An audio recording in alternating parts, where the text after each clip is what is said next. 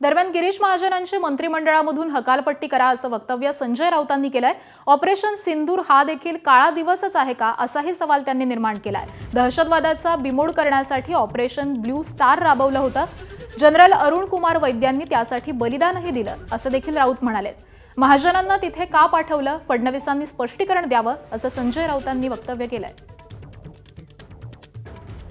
देशाच्या पंतप्रधानांना थोडी जरी राष्ट्रभक्ती शिल्लक असेल, देशाच्या पंतप्रधानांमध्ये आणि राज्याच्या मुख्यमंत्र्यांमध्ये थोडी जरी राष्ट्रभक्ती शिल्लक असेल, तर गिरीश महाजन या माणसाला त्यांनी लाथ मारून मंत्रिपदावरून हाकलून द्यायला पाहिजे आणि भाजपमधून हाकलून द्यायला पाहिजे। दहशतवादाविरुद्ध सगळ्यात मोठी लढाई केली आणि दहशतवादाचा बिमोड केला आणि पंजाब देशामध्ये ठेवलं, त्याला तुम्ही काळा दिवस मानत असाल ते तुमच्यासारखे गद्दार आणि देशद्रोही तुम्हीच। मी या संदर्भात प्रधानमंत्र्यांना पत्र लिहून मागणी करणार आहे। गिरीश महाजन हा जो उपटसुंब आहे, भारतीय जनता पक्षातला इकडला भ्रष्ट माणूस आहे, त्याला काय कळत नाही। तुम्ही सामान्य जनतेला विचारा, इंदिरा गांधीच्या बलिदानावर तुम्ही शंका घेता?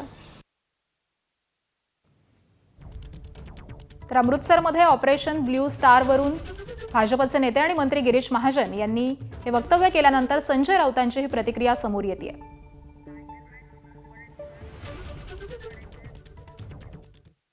काँग्रेसचे नेते विजय वडेट्टीवारांनी काय प्रतिक्रिया दिली आहे तीही पाहूयात। नाही, कोण काय म्हणतं त्यावेळची परिस्थिती जी होती देशामध्ये आणि जो निर्णय त्यावेळेस घेतला गेला इंदिराजींच्या काळात, तो निर्णय जर झाला नसता तर कदाचित भारताचे 2 तुकडे झालेले बघायला मिळाले। हा अखंड भारत दिसला नसता। ज्यांचा अभ्यास नाही, ज्यांना काही बोलायचे त्यांचा यावर माहिती नाही, अशा पद्धतीनं लोक टिप्पणी करत असतात।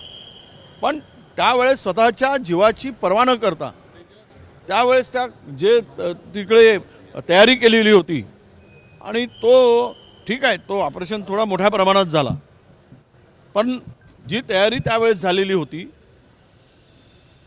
ती तयारी पाहता त्या कारवाईची आवश्यकता होती।